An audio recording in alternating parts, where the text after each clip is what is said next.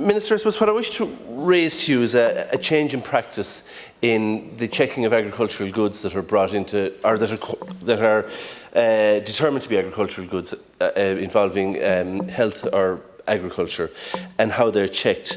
Up to very recently, any goods marked for Shannon were checked in Shannon, regardless of where they came into the country, or where they came into the European Union, in fact, because a lot of those goods, in fact, the vast majority of those goods would have entered the European Union at Heathrow, and then been shipped on across the United Kingdom and across the Republic of Ireland from there, because you'll be aware that obviously Heathrow is a much bigger airport, and a very large proportion of the air freight coming in to these islands came into Heathrow and were then brought on to their final destination. Many of them would have been marked for Shannon. So they were never checked in Heathrow, even though it was the point that they entered the European Union. They were checked at their final destination, which was Shannon. And that was all considered to be in order, as long as the goods weren't stripped down, as long as the pallet wasn't opened, was unclosed, was still wrapped. Then it was stripped down at Shannon Airport, inspected, whatever needed to be inspected was inspected, and then went to its final destination, presumably in the Shannon region. That's why Shannon was chosen as the destination airport in the first place.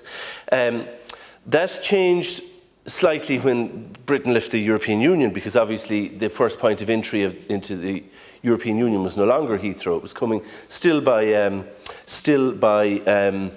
from Heathrow, but the first point of entry in the vast majority of cases was Rosslare, or indeed Dublin Port. Now, there's no inspection facility at Rosslare, so the first inspection facility was still marked to go to Shannon, so it would have been sent on to Shannon and was inspected there and stripped there. You know, the pallet was stripped down. The term they use in the industry is that it was stripped. So as long as it wasn't interfered with before I got to Shannon, that was all in order. It seems that practice, similarly, if it came into Dublin and was marked for Shannon, that wasn't a problem, because ultimately the practice in the industry, and indeed European Union law, specifically says that the border post may be at the point of entry, which implies, of course, that it's not required to be at the point of entry. The most important thing is, where is there an inspection point, and where is there a customs point? And that was it, Shannon Airport, Dublin Airport, but not crucially at Rosslare. So the practice changed suddenly, that goods coming in to Dublin, a pallet marked for Shannon, was no longer inspected at Shannon. It had to be first inspected in Dublin. And equally problematically, goods leaving the country from Shannon that ultimately the pallet was put together, inspected at Shannon, was put together, wrapped, sealed, went on to Dublin, left the country from Dublin. That was no longer acceptable to the department either. Now, as far as I can see, and I'm open to contradiction in this, Minister, there's been absolutely no change whatsoever in the legal framework. So the practice has changed, the legal framework hasn't.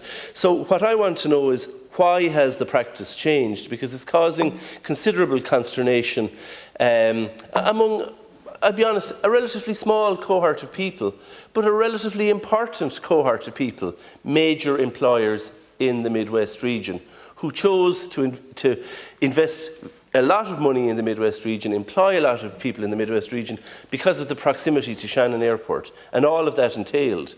And of course, it doesn't just entail being able to fly in and out for their executives, their staff to fly in and out.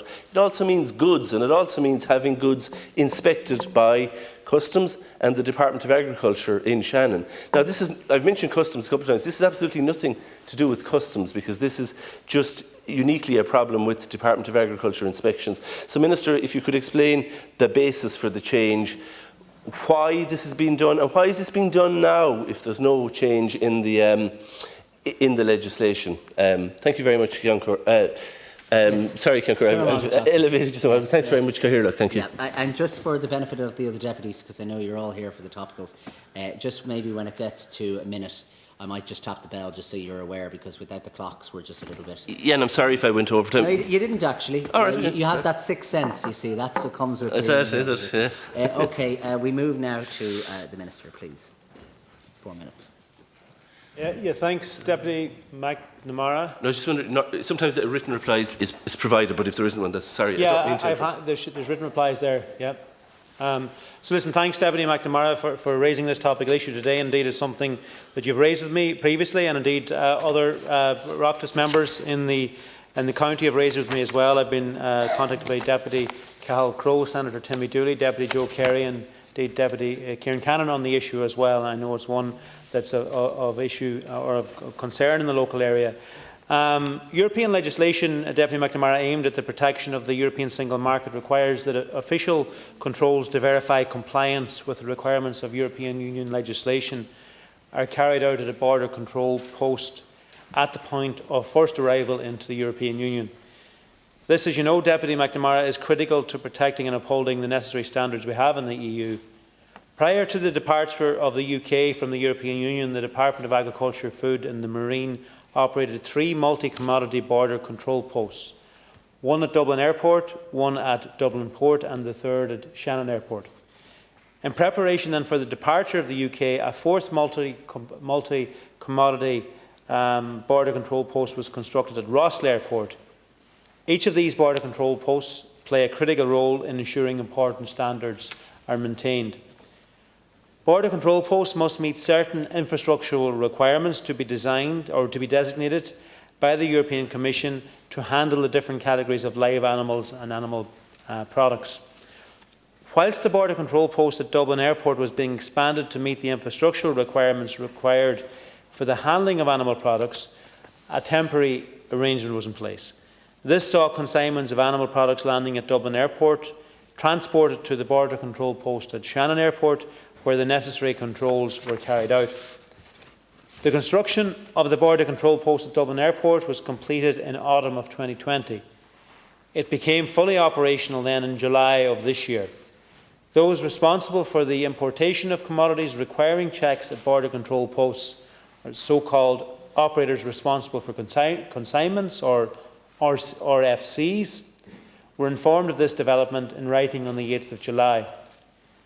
RFCs were reminded that they are obliged by European legislation to ensure that animals and goods requiring official controls at border control posts are presented for controls at the border control post at the point of first arrival. For consignments landing at Dublin Airport, this is the border control post at Dublin Airport. The operationalisation of the expanded border control post at Dublin Airport brings Ireland into full compliance with the requirements of the European Union legislation. In no way does the Dublin Airport border control post have implications for the operation of the border control post at Shannon Airport. The BCP at Shannon Airport remains fully operational and ready to process any consignments landing at Shannon Airport. A case has been made that the movement of products landing at Dublin Airport by road for checks at Shannon Airport meets the definition of transshipment as provided for in the relevant EU legislation. I have asked senior officials in my department to arrange a meeting with those making that case to discuss the issue. I will be happy to share the outcome of that meeting with you, Deputy, and with Deputy Crowe and Carey and Senator Dooley and Deputy Cannon. And I want to thank the committed staff at each of the border control posts for upholding our standards and adapting so quickly as well to the new post-Brexit situation, post-Brexit scenario. Thank you, Deputy McNamara. Thanks. Well, firstly, Minister, I'm afraid what you've told me somewhat differs from what I'd heard is happening on the ground. I mean, in that there's a new enlarged border control facility at Dublin Airport, but there was always a border control facility at Dublin Airport. So items marked for Shannon previously came through Dublin Airport, where there was a Department of Agriculture facility. But because they were marked for Shannon, they went on to Shannon, even though there was a facility at Dublin Airport. And that was no problem. Stuff that was leaving through Dublin Airport that was originated in Shannon was able to be cleared at Shannon, was wrapped, was put in a pallet, so it wasn't interfered with thereafter. And that was no problem, even though it was going to Dublin and there was a border control post in Dublin. Stuff that was coming in from Heathrow, which was the first point of entry into the European Union, was not checked at Heathrow or Dublin Port or Rosslare, and went on to Shannon because it was marked for Shannon. And all of this happened under the existing law that you have just said your officials are bringing Ireland into compliance with. I have to offer you an alternative scenario, and that is that a big new facility has been built in Dublin Airport, and now officialdom needs to justify the cost. And maybe the canteen's nicer than in Shannon. You know, maybe it is, or maybe the view is better. I don't know. But for that reason, they are willing to cannibalise the other facilities around the country to justify this one. I mean, that's kind of how Ireland works, from Dublin Airport in general. It's just a facet of it. Because there is no change whatsoever in the law. So either what was going on before was unlawful, you should stand up and say that, or it was lawful. And what's going on now is not required by law, because the European law that you mentioned defines border post of introduction into the European Union is the border post where animals and goods are presented for official controls and through which they enter the Union for subsequent placing on the market or for transit through the Union territory, and which may be the border post of first arrival into the Union. Not shall be the border post of first arrival into the Union, may be the first post of arrival into the European Union.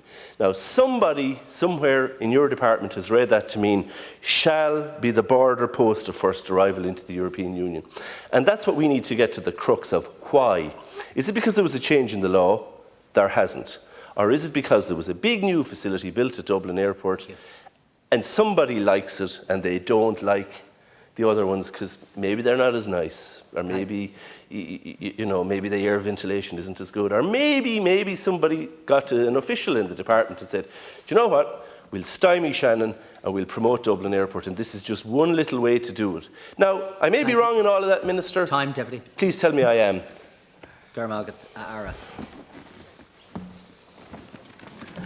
Thank you, Deputy McNamara. So listen, as you know, as Minister, my approach, Deputy McNamara, is to make sure that in all parts of the country we're reasonable and balanced, and that we invest in all sectors and that we, in all parts of the country, and that we do things as close as possible to the area which it most matters. So, and that should be the approach, and that's the right approach from the government, and certainly in relation to how we're investing and the work that the government is doing in relation to investing in different parts of the country. It's very much about backing rural areas and ensuring regionalisation and ensuring people in all parts of the country get a fair crack of the whip. What's at issue here is our legal obligations in relation to EU law, their application, and the requirement for goods that are coming into the country to be checked at their point of entry. Now, there has been a case made, as you outline, in relation to that the movement of goods landing at Dublin Airport by road for checks at Shannon could meet the definition of transshipment as provided for in the relevant EU legislation. I think from my understanding of it, that's the case that's been made. That's the point that's being put forward as a counterpoint to the fact that it should be dealt with and processed at Dublin Airport if it lands at Dublin Airport, if there's a border control post there, which there is. So I have asked my officials to meet and discuss and tease that out and to drill into it. And certainly in relation to your own representations, in relation to Deputy Crowes, Senator Dooley and Deputy Carey's, that's something I will come back to you on. It's important that it is fully assessed. It's important all of the arguments and points that you raised are fully addressed satisfactorily and answered clearly, and an outcome coming from that which meets the requirements, ensures we're compliant with law, but if possible applies as much flexibility as is practical for people to actually operate things well and efficiently. So that's something that my officials will be having a meeting on, and we will assess the situation following on from that and fully update you as well in relation to it. Thank you.